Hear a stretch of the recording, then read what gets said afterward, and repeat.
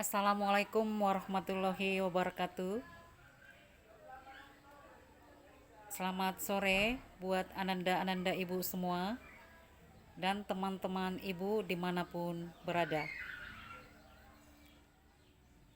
Dan di kesempatan ini ibu mengucapkan selamat menunaikan ibadah puasa di bulan suci Ramadan ini.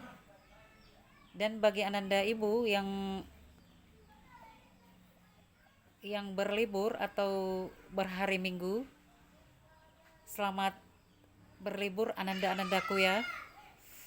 Semoga liburannya di hari Minggu ini sangat menyenangkan dan mengesankan. Oke, anandaku, di kesempatan ini ibu akan menjelaskan mengenai manfaat minum madu untuk kesehatan. Untuk mempersingkat waktu, ibu lanjutkan ya ananda. Manfaat minum madu untuk kesehatan kita.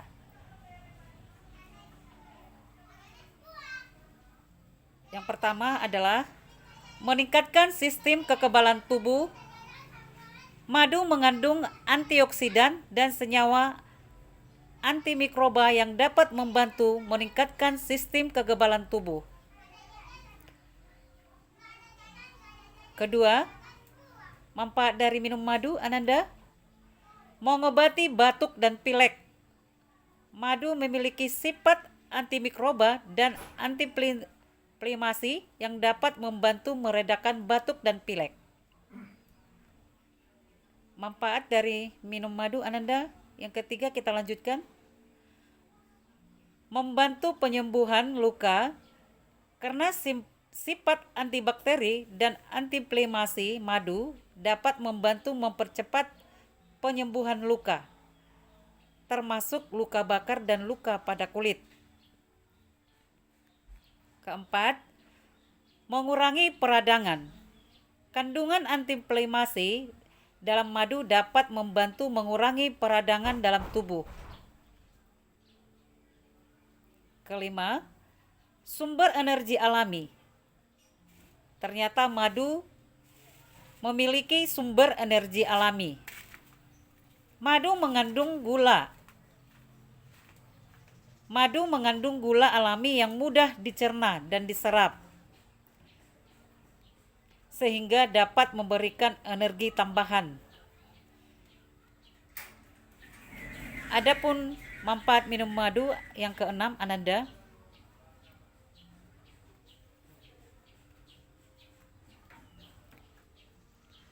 meningkatkan kesehatan pencernaan. Meningkatkan kesehatan pencernaan. Konsumsi madu secara teratur dapat membantu memperbaiki keseimbangan bakteri baik dalam saluran pencernaan. Keenam, menyediakan nutrisi penting. Ternyata madu mengandung berbagai nutrisi penting seperti vitamin, mineral, dan enzim yang dapat mendukung kesehatan secara keseluruhan. Dan yang terakhir ananda, manfaat daripada meminum madu untuk kesehatan kita.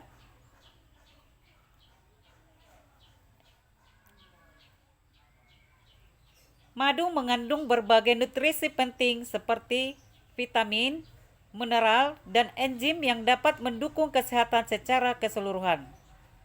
Namun, penting untuk diingat bahwa meskipun madu memiliki banyak manfaat, konsultasilah dengan bijak karena tetap mengandung kadar gula yang tinggi.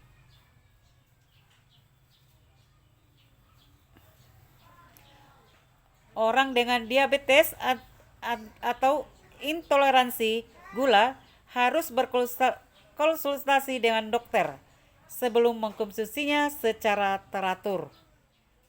Ibu ulangi ananda, konsumsilah dengan bijak karena tetap mengandung kadar gula yang tinggi. Orang dengan diabetes atau intoleransi gula harus berkonsultasi dengan dokter sebelum mengkonsumsinya secara teratur.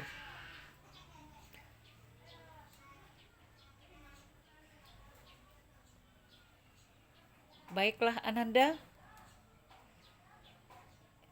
ada beberapa manfaat daripada meminum madu ya.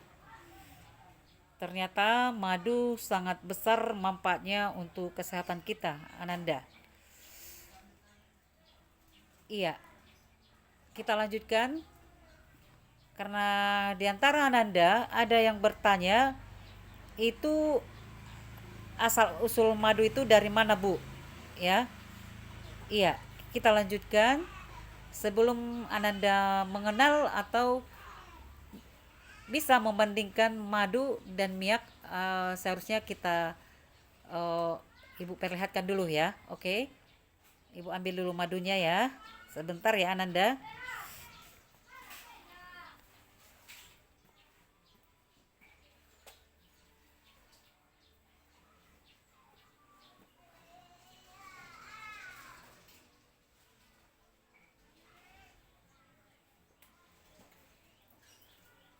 Itu tadi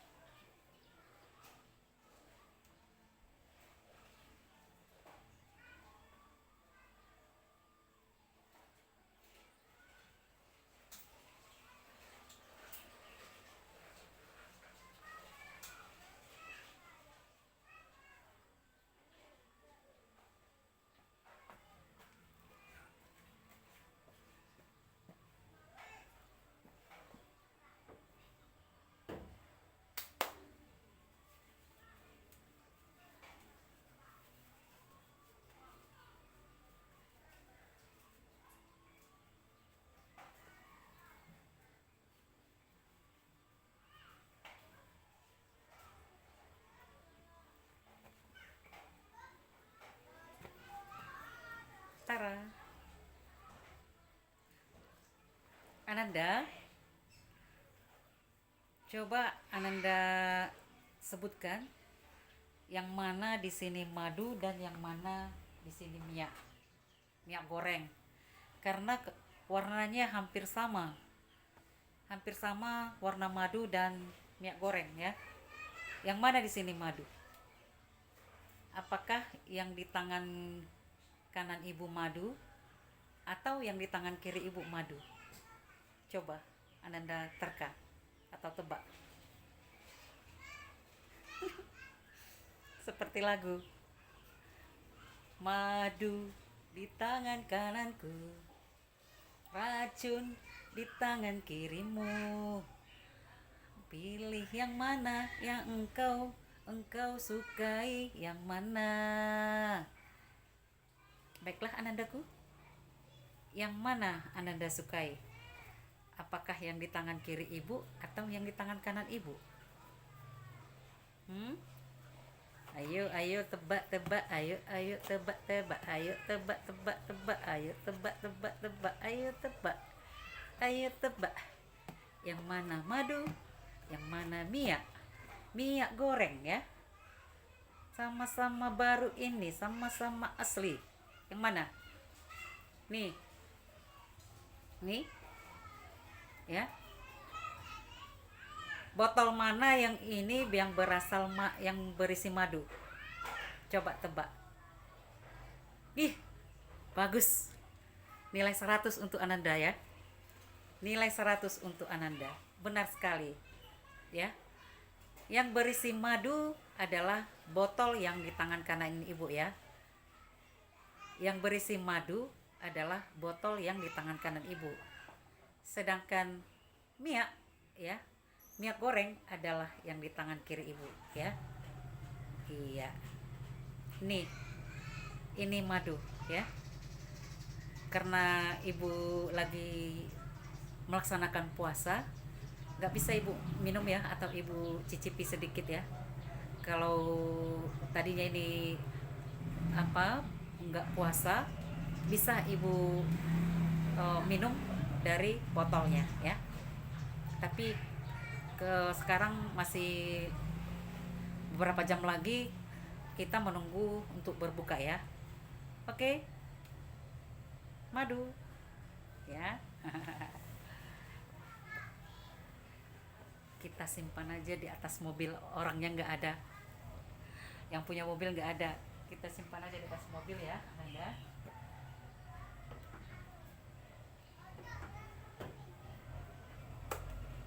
Oke, tadi sudah ibu sampaikan manfaat daripada kita meminum madu ya. Sudah kita ketahui tadi beberapa poin manfaatnya untuk kesehatan kita. Baiklah Ananda Ibu, tadi ada yang bertanya, Ananda Ibu, ada yang bertanya tadi, itu madu asalnya dari mana Bu? Itu tadi pertanyaannya. Bu, tadi madu madu Bu, atau madu kita yang kita sering minum Bu, itu asalnya dari mana madu itu Bu? Oke ya, menurut ibu ya, menurut ibu kalau madu itu berasal dari lebah. Madu itu berasal dari lebah ya. Lebahlah yang menghasilkan madu itu ya. Oke Ananda, iya, karena kita membahas lebah ya, menurut ibu alangkah baiknya kita mencontoh ya, kita Ananda Ibu ya, kita patut dan pantas mencontoh kehidupan lebah ya. Lebah itu mereka hidup ya, mereka hidup berdampingan, tidak terpisah. Di suatu tempat mereka hidup berkumpul, tenang, nyaman dan damai ya. Abaikan saja suara telepon ya, ada suara telepon, abaikan saja. Ibu ulangi, tadi kita membahas lebah dan kehidupan lebah. Lebah itu hidup berdampingan ya, dia tidak mau hidup sendiri karena dia hidup tergantung dan butuh orang lain. Lebah itu butuh dengan lebah yang lain. Seperti kita hidup, kita tidak bisa hidup Ananda ya, Ananda ingat itu, kita tidak bisa hidup sendiri. Kita hidup ya bergantung kepada orang lain ya. Kehidupan lebah pun seperti itu, mereka hidup berdampingan dan bersatu ya, di suatu tempat atau di suatu wilayah ya. Pantas kita contoh kehidupan lebah ini ya Anandaku. Itu tadi poin yang pertama. Yang kedua, lebah itu dia tidak mau makan sendiri ya. Kehidupan lebah itu suka berbagi. Contohnya, kalau lebah itu mendapatkan sebuah rezeki atau rezeki apa saja itu, di lebah ini akan memanggil teman-temannya. Dia akan mengumumkan dan mengatakan kepada teman-temannya bahwasanya dia mendapat rezeki. Dan seluruh lebah akan menikmati rezeki yang tadi ya. kehidupan lebah itu, kalau lebah itu mendapat rezeki, ya mungkin di lebah itu mendapat rezeki di sari-sari bunga, di sari-sari buah-buahan, di bunga-bunga ya. Nah, dia tidak akan menikmati rezeki itu. Dia akan memanggil temannya, dan seluruh lebah ya, teman-temannya akan ikut menikmati sari madu tadi atau rezeki tadi. Iya, alangkah baiknya kita, Anandaku, alangkah baiknya kita, kalau kita mendapat rezeki ya, alangkah baiknya kita berbagi ya, walaupun sedikit sedikit, teman-teman kita, keluarga kita, famili kita, atau tetangga kita, lingkungan sekitar kita, alangkah baiknya kita membagi sebagian rezeki yang kita dapatkan, Ananda.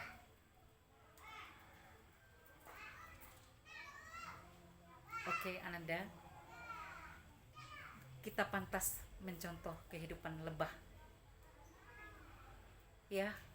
Yang ketiga, lebah lebah itu kehidupannya sangat bersih. Lebah tidak mau hidup di lingkungan yang kotor. Lebah tidak mau hidup di lingkungan yang kotor. Dia hidup di lingkungan yang bersih dan beraroma harum. Ya. Itulah kehidupan lebah. Alangkah baiknya kita pun seperti lebah itu ya, Anandaku. Hidup kita, lingkungan kita, kalau bisa kita buat sebersih-bersihnya, bersih semua ya, mau pekarangannya, mau kamar mandinya, mau rumahnya ya, pokoknya semua dan lingkungan sekitarnya bersih ya. Lebah pun seperti itu, lebah pun seperti itu ya. Abaikan Ananda, ada tamu, biar saja kita lanjutkan karena ini sudah mendekati berbuka ya. Ya, lebah itu hidup di lingkungan yang bersih ya, tidak seperti binatang lalat. Kalau binatang lalat ya, lalat itu suka yang di lingkungan kotor. Lalat suka di lingkungan kotor atau suka di aroma-aroma yang bau atau tempat-tempat yang tidak nyaman. Berbeda sekali lebah dengan lalat. Lebah tadi kehidupannya bersih dan lingkungan yang disukai lebah adalah lingkungan yang bersih. Sedangkan lalat itu dia suka lingkungan yang kotor dan berbau. Bahkan dia suka kalau ada bau-bau bangkai. Lalat itu selalu berkumpul ya. Baiklah Ananda, kita lanjutkan ya. Kita pantas mencontoh kehidupan lebah ya. Yang keempat, kehidupan lebah itu ya Ananda, dia tidak merusak ekosistem. Lebah itu tidak pernah merusak ekosistem ya Anandaku. Bahkan lebah itu tidak pernah merusak daun-daunan ya, tidak pernah merusak daun-daunan. Secantik apapun daun-daunan itu Ananda, sesubur apapun daun-daunan itu, lebah tidak pernah merusak daun-daunan atau daun-daunan tumbuh-tumbuhan tidak pernah dirusak oleh lebah. Dia sangat menjaga daun-daunan supaya tidak rusak, walaupun daun-daun apa saja ya di lingkungannya atau di sekitarnya, lebah itu tidak akan pernah merusaknya. Ataupun lebah itu tidak pernah merusak ranting. Misalkan ini ranting daun-daunan, ini ranting, atau ini ranting Ananda. Ini misalkan ranting, banyak ranting di sekitar dia, di sekitar lingkungan lebah itu. lebah itu tidak pernah merusak ranting-ranting, ya, mau ranting bunga, mau ranting tumbuh-tumbuhan di sekitarnya. Lebah selalu menjaga kelestarian alam. Ya, itulah kehidupan lebah itu. Alangkah baiknya kita Ananda ataupun masyarakat umumnya menjaga ekosistem alam kita ini, ya. Sedangkan lebah yang kecil, lebah itu mereka itu menjaga kelestarian alam kita. Kenapa kita Ananda manusia ataupun masyarakat tidak bisa menjaga kelestarian alam kita, sementara yang menikmati, ya, yang menikmati, yang merasakan keindahan alam itu kita sendiri Ananda. Iya, Ibu tekankan ya, mari kita lestarikan alam kita, ya. Sedangkan lebah yang kecil, ya, mereka semua lebah itu ikut menjaga kelestarian alam kita. Baiklah Anandaku, adapun kehidupan lebah, ya, yang pantas kita contoh kehidupan lebah, ya. Lebah itu, ya, lebah itu dia tidak mau diganggu dan dia tidak akan mengganggu. Lebah itu tidak akan mengganggu kita manusia, kecuali kita manusia mengganggu lebah. Lebah itu kalau kita sentuh atau kita ganggu, satu lebah saja kita ganggu atau kita lenyapkan atau kita matikan lebah itu, ya, lebah yang lain, seluruh lebah, seluruh kumpulan lebah akan bersatu, akan menggigit, akan menyerang, akan menyerbu yang mengganggu lebah yang tadi. Jadi sifat lebah itu, Anandaku, lebah itu tidak mau diganggu. Ya, kalau kita ganggu dia, kita sentuh dia, lebah itu akan menggigit kita atau menggigit manusia. Iya, begitulah kehidupan lebah itu. Kalau seorang lebah kena musibah atau kena timpa atau kena serang, kena serbu, ya, lebah yang lain tidak akan tinggal diam. Mereka akan menolong dan membantu lebah yang tertindas tadi. Oke, baiklah Ananda ibu semua, karena berbuka sudah dekat, ya, hari sudah sore,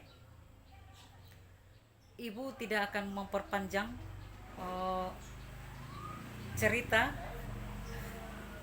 cerita ataupun penjelasan mengenai lebah ini, karena menurut ibu kehidupan lebah ini pantas kita contoh untuk kita terapkan di kehidupan kita sehari-hari. Iya, iya Nandaku, cobalah kita tiru atau kita ambil dulu hikmah atau filosofi dari kehidupan lebah ini, kita terapkan di dalam kehidupan kita sehari-hari. Oke, baiklah anak-anakku dan teman-teman ibu semua, di kesempatan ini atau lewat YouTube ibu ini, karena ini masih bulan suci Ramadan, sebaiknya ibu mohon maaf kalau ada tindak tanduk, kata-kata yang tidak senonoh atau tidak pada tempatnya. Sekali lagi ibu mohon dimaafkan.